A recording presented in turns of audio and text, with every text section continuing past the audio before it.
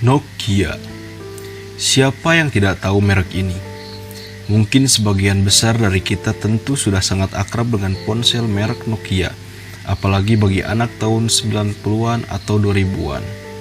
Nokia adalah sebuah perusahaan ponsel asal Finlandia yang berhasil merajai pasar ponsel dunia. Setiap produk keluaran terbarunya hampir tidak ada yang tidak diminati, bahkan untuk produk dengan desain nyeleneh sekalipun. Bahkan, dahulu terkesan bahwa tidak ada ponsel yang lebih baik dari Nokia. Mungkin memang Nokia memiliki saingan seperti Sony Ericsson atau Motorola, atau bahkan Samsung, tapi mereka hampir bukan apa-apa. Kenapa Nokia bisa disebut terbaik?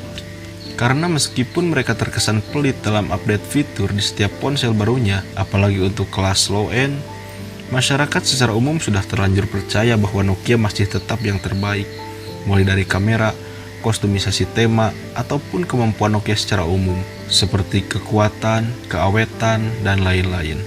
Tapi itu dulu, sebelum Nokia terlalu percaya diri dan terkesan meremehkan para pesaingnya. Di Indonesia sendiri, hegemoni Nokia mulai digerogoti pada tahun 2010-an, di mana saat itu produk Cina tiba-tiba membanjiri pasar Indonesia bagaikan tsunami yang bersiap menghancurkan monumen sebesar Nokia. Kala itu bermunculan merek-merek baru seperti Mito, Cross, HT Mobile, Huawei, Nexian, dan banyak lagi merek lainnya. Saat itu Nokia memang masih kuat untuk bertahan. Produk-produk mereka seperti Nokia 5800 Express Music dan seri-seri lainnya masih sanggup melawan. Apalagi mereka semakin giat dengan ponsel berbasis touchscreen dengan sistem operasi Symbian. Dukungan aplikasi dan game pun mulai lebih baik saat itu. Tapi bencana besar benar-benar datang seiring ketenaran BlackBerry saat itu. BlackBerry dengan BBM-nya benar-benar menampar Nokia. Meskipun saat itu jaringan internet masih terbatas di 3G dan Nokia pun sebenarnya memiliki fitur itu, namun ketenaran BBM membuat Nokia seakan dipecundangi. Waktu terus berlalu, dan perlahan Nokia pun seakan terlupakan. Orang-orang ingin mencoba pesan instan yang bisa mengirim gambar, suara, video, dan fitur-fitur lain yang mana saat itu orang tahu bahwa mereka hanya bisa melakukan hal itu di ponsel Nokia dengan fitur MMS. Sangat merepotkan, sedangkan BlackBerry Messenger saat itu merupakan sebuah terobosan yang sangat diminati dan sangat hebat. Badai belum benar-benar berlalu. Nokia harus kembali menelan pil pahit dan bersiap menghadapi kehancuran ketika ponsel-ponsel Android mulai bermunculan. Bukannya tidak pernah ada perbincangan antara Android dan Nokia sebelumnya, tapi sikap arogan Nokia yang sangat percaya diri bahwa Symbian lebih baik dari Android menjadi bumerang bagi mereka sendiri. Nokia beranggapan bahwa Android yang masih baru saat itu bukanlah suatu ancaman. Mereka merasa lebih pro dan tidak akan mendapat gangguan sama sekali dengan datangnya Android. Memang, mungkin itu benar apabila Android tidak menerapkan strategi mereka yang mana Google sebagai pemegang Android sengaja membuat Android bebas untuk digunakan oleh vendor manapun. Tujuannya agar penggunaan sistem operasi ini bisa menyebar luas, atau dengan kata lain, Google mencoba menghimpun kekuatan dengan para vendor-vendor ponsel lain untuk bisa merobohkan kekuatan sang penguasa pasar. Entah apa yang ada di pikiran petinggi Nokia saat itu, namun Nokia terkesan gengsi mengadopsi sistem operasi Android, dan bukannya mereka mengembangkan sistem operasi Symbian, justru mereka mematikan sistem operasi tersebut. Nokia sebenarnya sempat mencoba mengembangkan sendiri sistem operasi terbaru yang dinamakan MeeGo.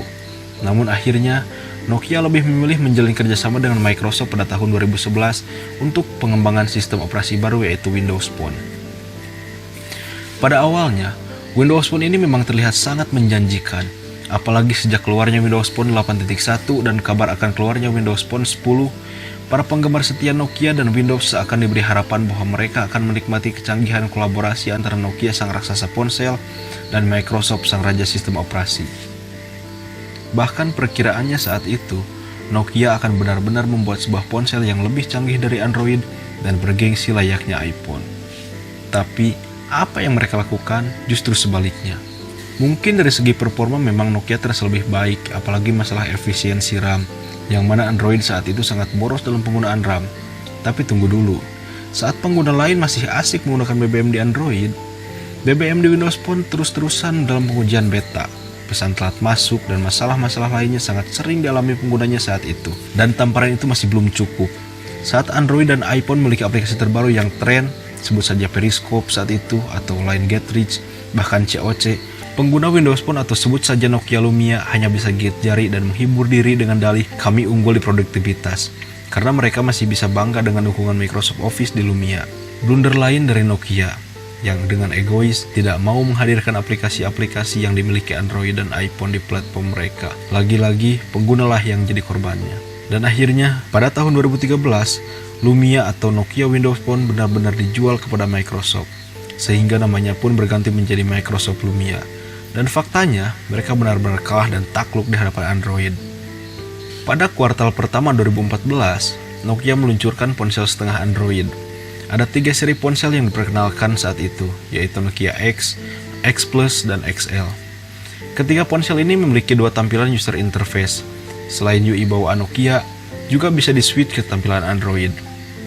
Namun, Nokia masih terlihat setengah hati mengadopsi Android, karena tidak full memanfaatkan sistem operasi ini.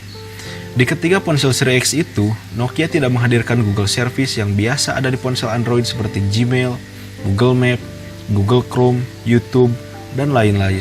Termasuk tidak menyediakan menu Google Play Store, hanya sekedar menyediakan link akses untuk bisa menginstal aplikasi Android. Efeknya, ponsel yang sempat dianggap sebagai gebrakan Nokia ini tidak laku di pasaran. Sejak saat itu, nama Nokia hampir benar-benar tenggelam, terlupakan, dan habis terlindas oleh nama-nama baru. Dan akhir-akhir ini, Nokia mencoba bangkit dengan mencoba menyentuh sisi nostalgia para penggunanya di masa lalu, seperti membuat kembali ponsel-ponsel yang pernah sangat tren di masanya, juga membuat ponsel Nokia berbasis Android, dengan harapan dapat kembali mendapat pangsa pasar. Tapi nama besar atau sejarah tidaklah cukup bagi Nokia. Mereka harus benar-benar kembali dengan sebuah gebrakan hebat. Mereka tidak bisa muncul dengan smartphone Android yang biasa saja.